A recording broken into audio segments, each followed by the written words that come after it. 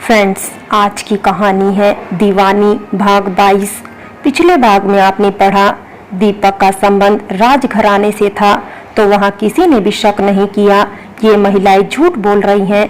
अब आगे रिया की माँ सोच रही थी कि अभिषेक की तरफ की रिश्तेदार होगी, और यही सोचकर दोनों समधने चुप करके बैठी हुई थी। उन तीनों के डांस करने का इंतजार कर रही थी। रिया जब अपने रूम में पहुंची तो वहां किसी औरत को खड़ा देखकर चौंक गई और मन में सोचने लगी, अब ये कौन है और यहाँ क्या कर रही है। अगर कहीं इन्होंने अभिषेक को यहाँ देख लिया तो अच्छा खासा हंगामा खड़ा हो जाएगा।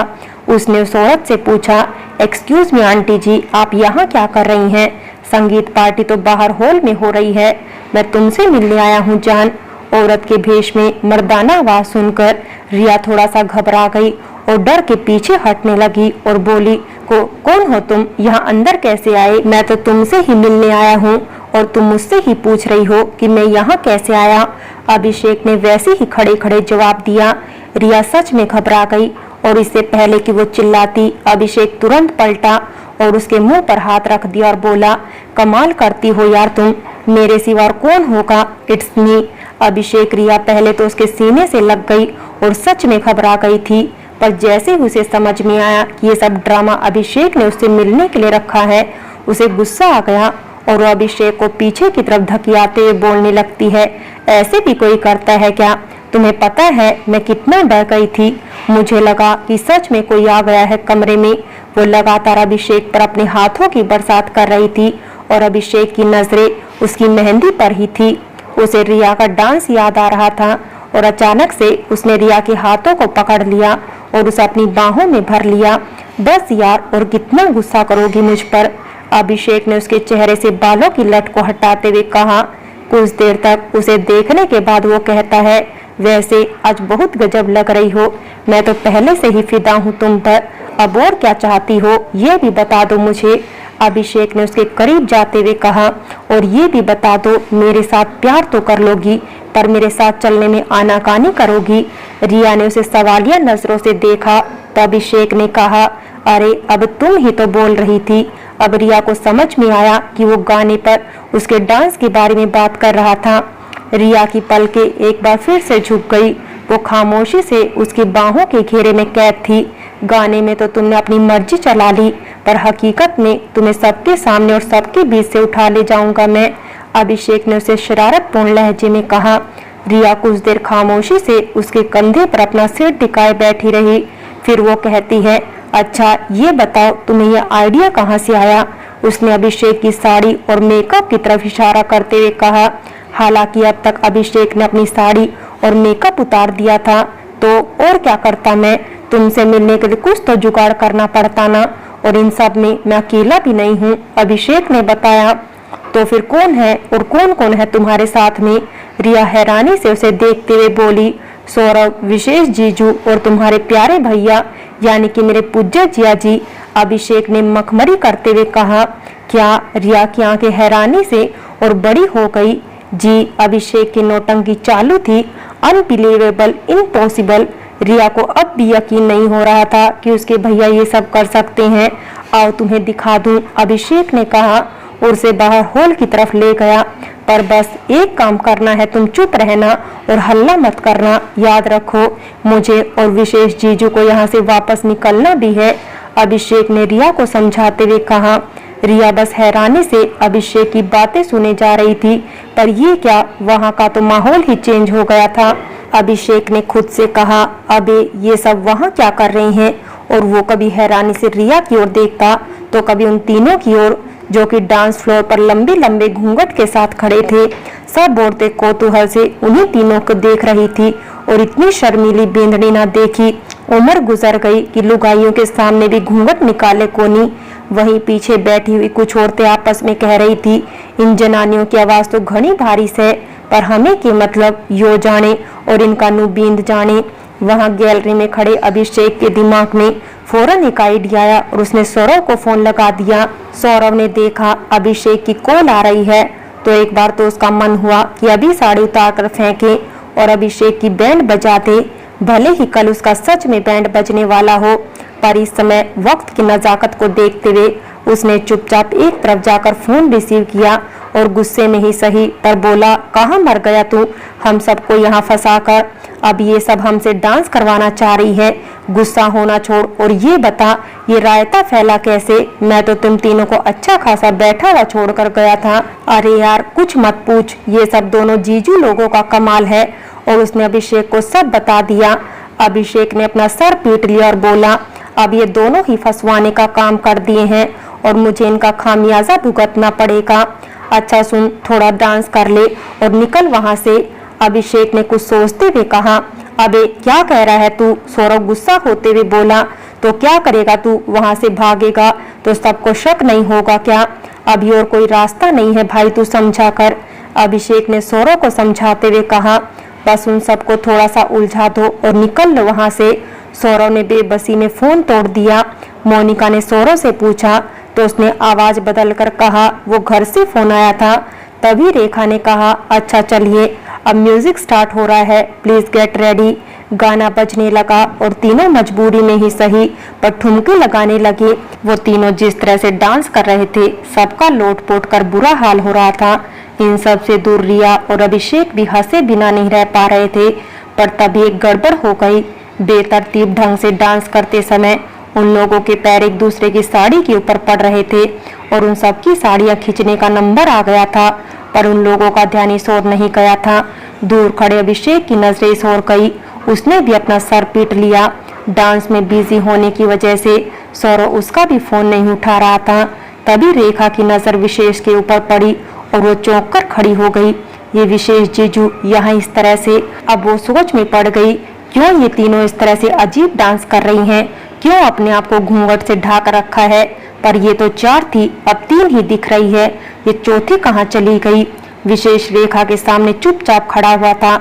उसे कुछ समझ ही नहीं आ रहा था कि वो रेखा से क्या कहे। रेखा को हंसी तो बहुत आ रही थी विशेष को इस तरह से देखकर, पर वो अपनी हंसी जबत के चुपचाप खड़ी होकर बस उसे ही देखे जा रही थी। ये सब क्या है? रेखा ने थोड़ी सख्ती से पूछा। जी वो विशेष मिमिया रहे थे। ये क्या जी वो लगा रखा है? सीधे सीधे बताओ क्या चल रहा है ये सब? रेखा ने अपनी हंसी छुपाते हुए पूछा। हम लोग अभिषेक के साथ आए हैं यहाँ पर, विशेष ने मुश्किल से कहा। क्या मतलब वो भी यहाँ पर है? रेखा ने कहा। और कौन कौन है तुम्हारे साथ में? सौरव और फिर वो अटक रहा था दीपक। विशेष ने रेखा की तरफ देखते हुए कहा, हे भगवान ये तुम लोग क्या कर रहे हो? जाओ जाकर अपने साथियों को बुला कर लाओ, इससे पहले कि सबके सामने और खास तौर पर माँ के सामने तुपसम का भांडा फूटे। रेखा ने बाहर की तरफ देखते हुए कहा, पर मैं कैसे उन सबको बुला कर लाऊंगा? विशेष ने असमंजस्य में कहा, वैसे ही जैसे कि यहाँ सबके साथ शामिल हो गए थे आकर। रेखा अब भी गुस्सा थी या फिर होने का नाटक कर रही थी। अब विशेष धीमे कदमों के साथ बाहर हॉल की तरफ जाने लगा। उसके कदम उठ ही नहीं रहे थे। वो ये सोच रहा था, अगर कोई उससे पूछ लेगा कि तुम इन दोनों को अपने साथ कहाँ और क्यों ले जा रहे हो तो मैं क्या जवाब दूंगा? चलो मैं भी तुम्हारे साथ चलती हूँ, रेखा ने पीछे से आकर कहा। विशेष के जान में जान आई और वो चुपचाप रेखा के साथ आगे बढ़ गया। अभिषेक और रिया अब भी वहां खड़े होकर उन दोनों को इशारा करने की कोशिश कर रहे थे, वहां से निकलो, पर सब बेकार था। देखो तो जरा, अभी कुछ देर पहले तक तो तुम्हारे भैया डांस करने के नाम पर नाक भी सिकोड़ रहे थे और अब देख लो, लग रहा है इनसे बढ़कर और दूसरा कोई नचैया नहीं है। अभिषेक ने रिया की तरफ देखकर हंसते हुए कहा। रिया ने कहा, प्लीज अभिषेक, भैया का मजाक बनाना छोड़ो और उन लोगों को वहां से कैसे हटाए ये सोचो।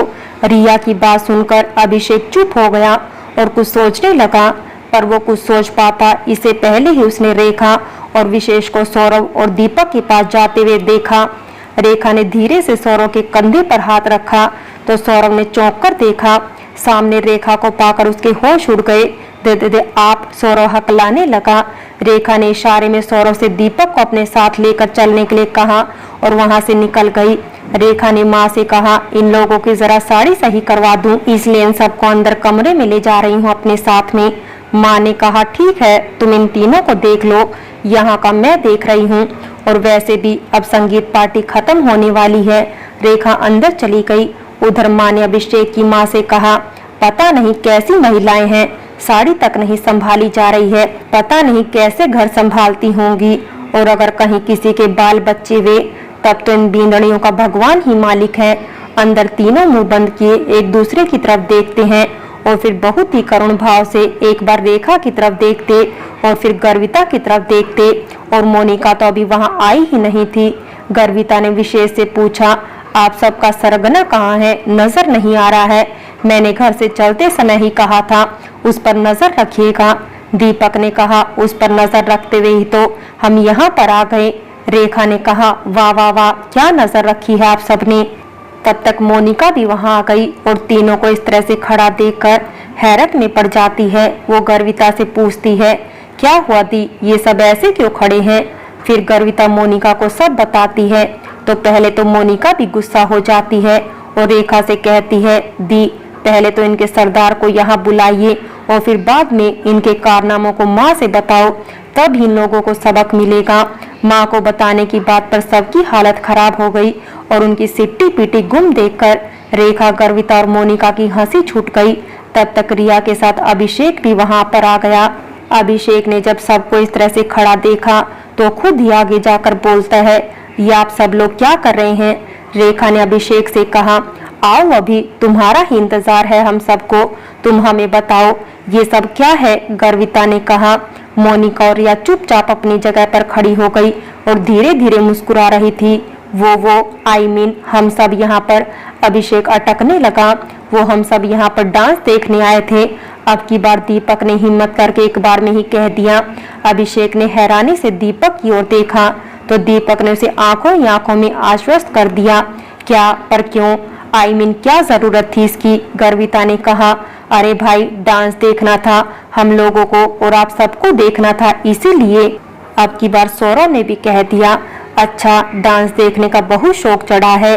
मोनिका ने आंखें चढ़ाते हुए कहा। अभिषेक ने कहा, listen guys, don't be hyper please. ये आइडिया मेरा था और मैंने ही सबको तैयार किया था यहाँ आने के लिए। ये लोग तो आने के लिए तैयार ही नहीं थे, पर मैंने ही जिद करके सबको तैयार किया था। तो इसीलिए आप लोगों का जो भी पनिशमेंट देना है मुझे दीजिए और अगर आप लोगों को माँ से बताना है तो मेरा ही नाम बताइए। रेखा ने कहा, अच्छा सब रायता फैलाकर अब अच्छी बन रहे हो।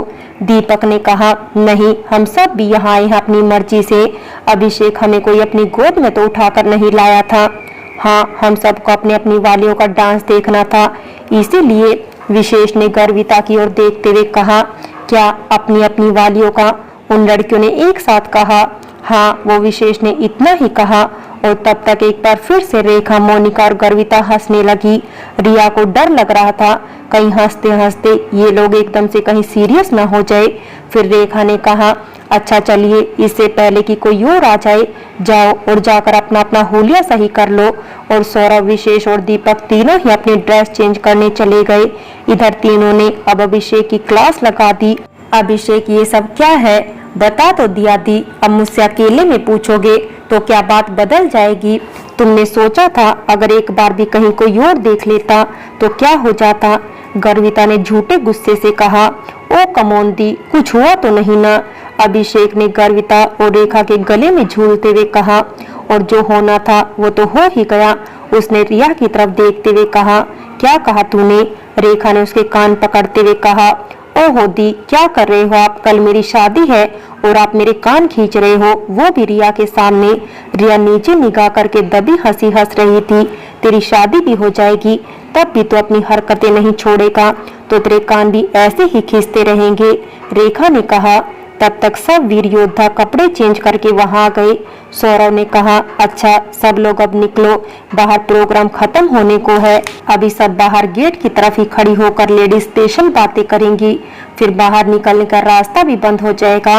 विशेष, जीजू और अभिषेक, तुम दोनों अभी के अभी निकलो यहाँ से, रेखा ने भी कहा। अभिषेक ने कहा, मैं निकलता हूँ, पहले मैं घर पर मिलूंगा आप सबको, और जीजू यहीं रहिए, जब माँ आए तो बोल देना कि मैं आप लोगों को लेने आया हूँ, सिंपल। गर्विता ने कहा, इन मामलों में तेरी बुद्धि बहुत चलती है वैसे। गर्विता की बात पर सब हंसने लगे। अभिषेक ने रिया को इशारे में बाहर बुलाया और खुद बाहर चला गया। रिया भी अपने कमरे में जाने की बात बोलकर बाहर निकल गई। फ्रेंड्स, बाकी की कहानी अगले भाग में देखें। और अगर कहानी अच्छी लगी हो तो लाइक करें, शेयर करें और प्यार भरी कहानी चैनल को सब्सक्राइब करें